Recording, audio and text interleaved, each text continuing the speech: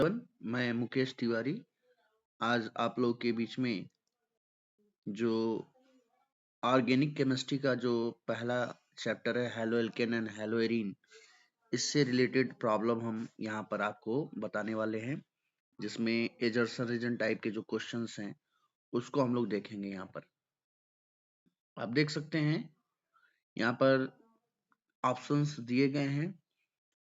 If both assertion and reason are correct and reason is the correct explanation of for assertion, और ये जितने भी option हैं उसके अकॉर्डिंग हम लोग क्वेश्चन को देखेंगे। सबसे पहला नंबर जो क्वेश्चन हमें दिया है, क्वेश्चन क्या कह रहा है ध्यान से देखेंगे। क्वेश्चन कह रहा है कि but 1 ene on reaction with HBr gives 1 bromobutane in the presence of organic peroxide। यानी ब्यूट 1 इन जो है, ब्यूट 1 इन का मतलब CH3 single bond CH double bond CH2।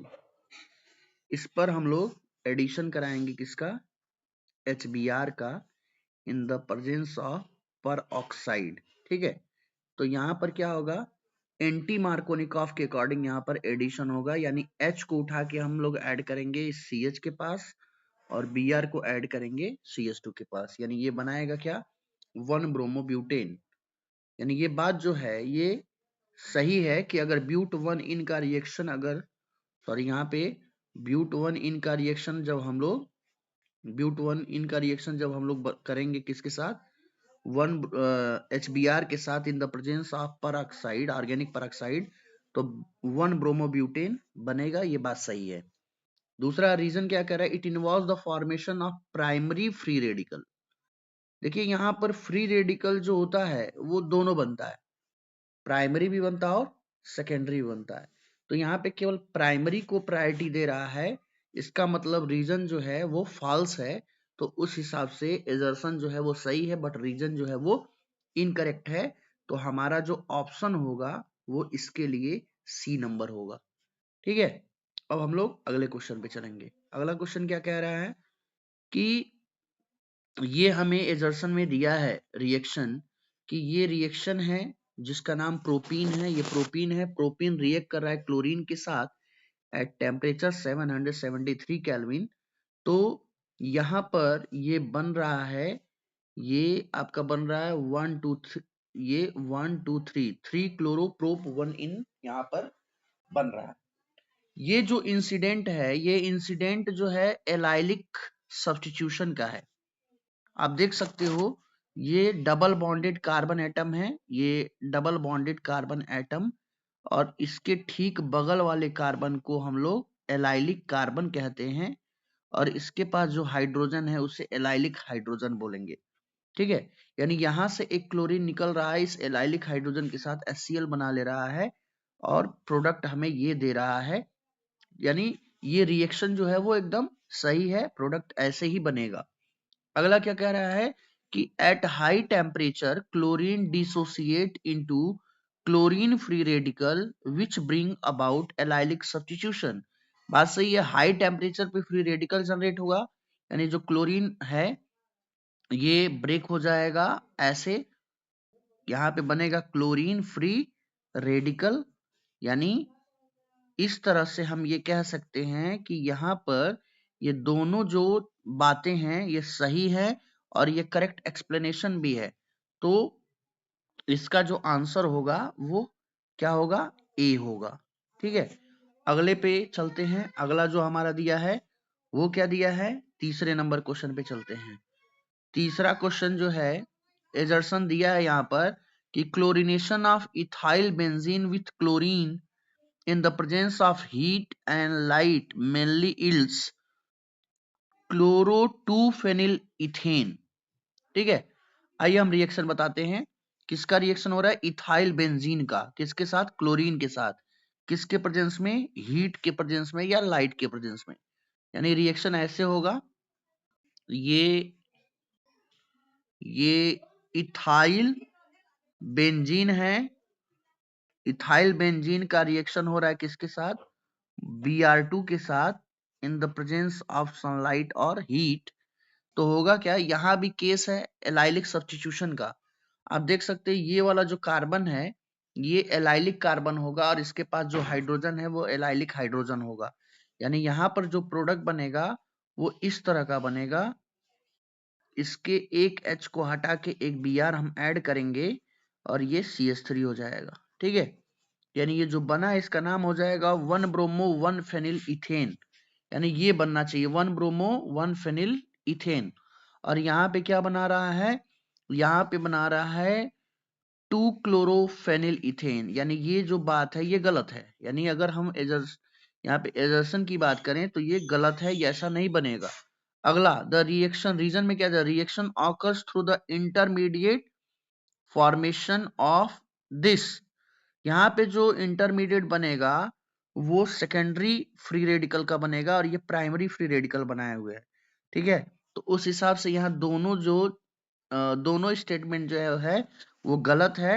और जब दोनों स्टेटमेंट गलत होगा तो यहाँ पर मैंने ऑप्शन बताया है कि जब दोनों गलत होगा तो ऑप्शन नंबर डी हो जाएगा। यानी जो थर्ड वाले का आंसर होगा वो डी होगा, इसका डी होगा। क्लियर है। अब अगले क्वेश्चन पे चलते हैं। अगला क्वेश्चन क्या कह रहा है, चौथे नंबर पर एजर्सन दिया है कि para dichlorobenzene is less soluble in organic solvent than the corresponding ortho isomer.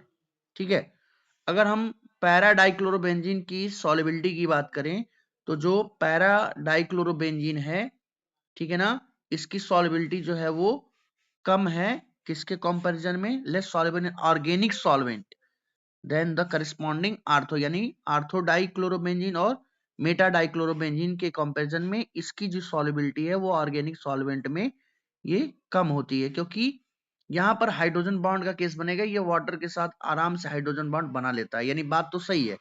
ठीक है, अगला पॉइंट क्या कह रहा है कि ortho dichlorobenzene is polar while para dichlorobenzene is not.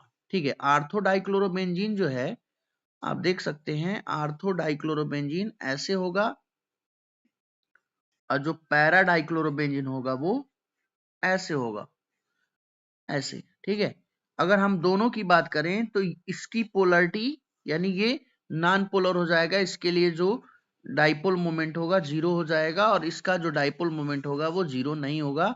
मतलब ये पोलर है और ये पोलर नहीं होगा। यानी बात जो है ये भी सही है, ये भी बात सही है ऊपर वाला और ये रीजन भी सही है। दोनों बातें सही है लेकिन कहीं से भी इसका एक्सप्लेनेशन इसमें नजर नहीं आ रहा है, तो उस हिसाब से हम इसको कहेंगे कि यहाँ पर ऑप्शन जो है वो बी सही होगा। ठीक है, अगले क्वेश्चन पे चलते हैं। क्वेश्चन नंबर 5 जो दिया है एजर्सन रीजन टाइप का क्वेश्चन है। इसमें क्या कह रहा है कि ethyl chloride is more reactive than vinyl chloride. Ethyl chloride is more reactive than vinyl chloride towards nucleophilic substitution. ठीक है, आइए बात करते हैं इथाइल क्लोराइड की। इथाइल क्लोराइड का मतलब CH3 CH2Cl और वाइनिल क्लोराइड का मतलब CH2 double bond CH single bond Cl। ठीक है, यहाँ का जो क्लोरीन है वो जिस कार्बन से जुड़ा हुआ है उसके पास sp2 हाइब्रिडाइजेशन है और यहाँ का जो क्लोरीन जिस कार्बन से जुड़ा है उसके ऊपर sp3 हाइब्रिडाइजेशन है। तो बात तो सही है, इसका क्लोरीन ज्यादा रिएक्टिव होगा इथाइल क्लोराइड का in comparison to vinyl chloride. यानी ये स्टेटमेंट जो है वो सही है। आगे कह रहा है स्टेटमेंट, सॉरी यहाँ पर होगा, ये स्टेटमेंट जो है ये सही है। आगे कह रहा है vinyl group is electron donating in nature. Vinyl group जो है वो इलेक्ट्रॉन डोनेटिंग नेचर का नहीं होता, ये इलेक्ट्रॉन विथड्राइंग ग्रुप नेचर का होगा। तो उस हिसाब से अगर हम देखें तो रीजन यहाँ पर गलत है। रीजन जब गलत होगा असर्शन सही है तो ऑप्शन इसका सी नंबर होगा। यानी फिफ्थ का जो आंसर होगा वो सी नंबर होगा। नेक्स्ट 6 नंबर पे चलते हैं। 6 नंबर का क्वेश्चन क्या कह रहा है, आइए इसको देखते हैं। 6 नंबर में दिया है कि ethyl bromide react with alcoholic silver cyanide solution to give ethyl carbylamine as the major product. ठीक है, यानी आप देखो इथाइल ब्रोमाइड का मतलब CH3 CH2 Br इसका रिएक्शन हो रहा है किसके साथ? AgCN के साथ, सिल्वर साइनाइड। तो ये जो प्रोडक्ट बना रहा है वो ऐसे बना रहा है CH3CH2NC, यानी इथाइल आइसोसाइनाइड को ही हम बोल रहे हैं इथाइल कार्बिलेमिन। अगर यहीं पे रिएक्शन हम इसका KCN से करा देते हैं तो ये नाइट्राइल बनाता है, यानी CH3CH2CN बनाएगा। ये यहाँ पे CH2CN बनेगा, ठीक है। तो अलग अलग केस में हम प्रोडक्ट, यहाँ पे AgCN से रिएक्शन हो रहा है तो ये प्रोडक्ट बनेगा इथाइल कार्बिलेमिन, और यहाँ पे ये प्रोपेन नाइट्राइल बनाएगा। तो बात यहाँ पर जो कह रहा है कि यहाँ पर इथाइल ब्रोमाइड रिएक्ट कर रहा है अल्कोहलिक सिल्वर साइनाइड से, तो इथाइल कार्बिनेमिन बनेगा। बात सही है। आगे ये कह रहा है कि cyanide ion is an एम्बीडेंटेड nucleophile, ठीक है। साइनाइड आयन जो है वो एम्बीडेंटेड न्यूक्लियोफाइल है, क्योंकि आप देख रहे हो कि जब सिल्वर साइनाइड से रिएक्शन हो रहा है तो कार्बिलेमिन बन रहा है, और पोटेशियम साइनाइड से हो रहा है तो नाइट्राइल बन रहा है, यानी दोनों बातें सही हैं और करेक्ट एक्सप्लेनेशन भी है। तो ऑप्शन नंबर हम ए यहाँ पर सही बोलेंगे इसके लिए, ठीक है। अगला जो क्वेश्चन है उस पे चलते हैं। अगला क्वेश्चन क्या कह रहा है? अभी 7वां नंबर का क्वेश्चन दिया हुआ है कि nucleophilic substitution reaction, nucleophilic substitution reaction in an optically active alkyl halide gives a mixture of enantiomer, ठीक है। आपने पढ़ा होगा कि दो तरह का न्यूक्लियोफिलिक सब्स्टिट्यूशन हमने पढ़ा है, एक SN1 और एक SN2, ठीक है। SN1 tertiary alkyl halide show करता है, SN2 प्राइमरी अल्काइल हैलाइड मोर रेडिली शो करता है। लेकिन इसके अलावा अगर कोई ऑप्टिकली एक्टिव कंपाउंड है तो वहां पर SN1 की प्रोबेबिलिटी बनती है, और SN1 रिएक्शन जो है वहां पर दो प्रोडक्ट बनाता है वहां पर। एक जो होता है, एक को हम बोलते हैं रिटेंशन प्रोडक्ट, एक होता है रिटेंशन प्रोडक्ट, और एक होता है इन्वर्जन प्रोडक्ट, और इन्हीं दोनों प्रोडक्ट को हम बोलते हैं इनेंसियोमर, यानी इनेंसियोमर बनते हैं या रेशमिक मिक्सचर बनता है, यानी बात सही है।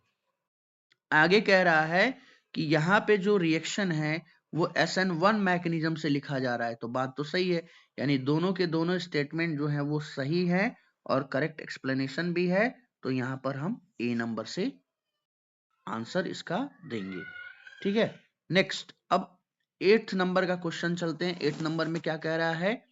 एजर्सन दिया कि presence of NO2 group facilitate the nucleophilic substitution reaction in aryl halide, ठीक है। अगर हम NO2 लगा देते हैं तो substitution, nucleophilic substitution reaction aryl halide में तेज हो जाता है, क्योंकि आपको पता है कि क्लोरोबेंजीन जो है वो रेजोनेंस शो करते हैं, डबल बॉन्ड कैरेक्टर आ जाता है, जिसकी वजह से बॉन्ड जल्दी ब्रेक नहीं होता। इसके लिए हम लोग इलेक्ट्रॉन विथड्राइंग ग्रुप लगाते हैं, जिससे बॉन्ड जल्दी से क्या हो जाए, ब्रेक हो जाए। तो बात यानी ये सही है कि अगर न्यूक्लियोफिलिक सब्स्टिट्यूशन रिएक्शन कराना है हमें एराइल हैलाइड में, तो हमें इसका प्रेजेंस देना पड़ेगा। आगे क्या कह रहा है? The intermediate carbanion is stabilised due to the presence of NO2 group. यहां पर जो इंटरमीडिएट है वो कार्बन, यहां पर जैसे क्लोरीन अगर रिमूव करते किसी एराइल हैलाइड में, ठीक है ना, तो पहले तो कार्बन एनायन इंटरमीडिएट बनेगा नहीं, और अगर कार्बन एनायन यहां पर दिया है तो वहां पर NO2 ग्रुप जो है, ठीक है, यानी यहां पर जो इंटरमीडिएट है वो क्या हो रहा है, यहाँ पर यहाँ पे जो इंटरमीडिएट कार्बन आयन जो है वो क्या हो रहा है, स्टेबलाइज्ड हो रहा है, किसके थ्रू? रिजोनेंस के थ्रू, ठीक है, प्रेजेंस ऑफ NO2। देखिए NO2 ग्रुप अगर रहेगा, ठीक है, NO2 क्या करेगा, जैसे मान लीजिए जिस कार्बन पे नेगेटिव चार्ज है उसके साथ अगर NO2 जुड़ा हुआ है तो ये क्या करेगा, ये इलेक्ट्रॉन डेंसिटी को अपने तरफ अट्रैक्ट करेगा, तो ऐसे में ये इसको स्टेबलाइज करेगा, ठीक है ना, कार्बन आयन को ये स्टेबलाइज करेगा। यानी यहाँ पर जो है दोनों जो बातें हैं वो लगभग सही है, और जो रीजन है वो भी लगभग सही है। तो यहाँ पर जो ऑप्शन होगा वो ए नंबर हम लोग कहेंगे, ठीक है, यानी 8 का जो ऑप्शन होगा वो ए नंबर होगा। अगला क्वेश्चन जो 9th नंबर का दिया है, 9th नंबर में क्वेश्चन दिया है कि molecules that are not super impossible on their mirror images are called are chiral. बात सही है, जो non super impossible mirror image होते हैं उन्हीं को हम बोलते हैं क्या, कायरल कंपाउंड, या वहां पे कायरलिटी होती है। आगे कह रहा है कि all chiral molecules have chiral centre, यानी जितने भी कायरल कंपाउंड होते हैं सबके पास कायरल कार्बन होता है, ये बोला जा रहा है। तो ये कंडीशन हर जगह पे नहीं हमें देखने को मिलेगा, ठीक है ना। जैसे हमने ये जाना है कि कार्बन जिसमें इसकी सारी वैलेंसी अलग अलग ग्रुप या अलग अलग एटम से सेटिस्फाई हो, उसी को कायरल कार्बन कहते हैं, ठीक है। ये कायरल कार्बन है और जिस मॉलिक्यूल में कायरल कार्बन होगा वो कायरल नेचर शो करेगा। लेकिन यहाँ पे कह रहा है कि सारे के सारे मॉलिक्यूल्स कायरल होंगे, तो नहीं, ठीक है। कुछ कंपाउंड ऐसे जैसे एलीन, एलीन में जो ये एलीन का ये ऐसे हम लोग स्ट्रक्चर बनाते हैं, इसमें कायरल कार्बन का केस नहीं है। यहाँ पर प्लेन, अलग अलग प्लेन पर हम रोटेट करते हैं, ठीक है ना, और उसके यहाँ पर हम लोग अलग अलग ग्रुप सेट करके कायरलिटी को बताते हैं। यहाँ पर कायरल कार्बन का केस खत्म हो जाता है, ठीक है। यानी ये जो बात है रीजन वाला वो गलत है और जो एजर्शन है वो सही है। तो उस हिसाब से हम ऑप्शन जो है यहाँ पर सी नंबर देंगे, ठीक है। यानी यहाँ पर ऑप्शन सी होगा। अब 10th नंबर के क्वेश्चन पे चलते हैं। 10th नंबर क्वेश्चन क्या कह रहा है, देखिए दिया है कि primary allylic halide show higher reactivity in SN1 reaction than primary alkyl halide. देखिए प्राइमरी एलाइलिक हैलाइड, एलाइलिक का मतलब ऐसे देखिए, ये CH2 double bond CH single bond ऐसे, CH2 double bond CH single bond CH2Cl, ठीक है ना। यहां पर क्या हो रहा है कि यहां से अगर हम क्लोरीन रिमूव करते हैं तो यहाँ पॉजिटिव चार्ज जो आएगा रिजोनेंस, यहाँ कार्बोकेटाइन जो बनेगा वो रिजोनेंस शो करेगा और रिजोनेंस के थ्रू अपने आप को स्टेबलाइज करेगा, ठीक है ना।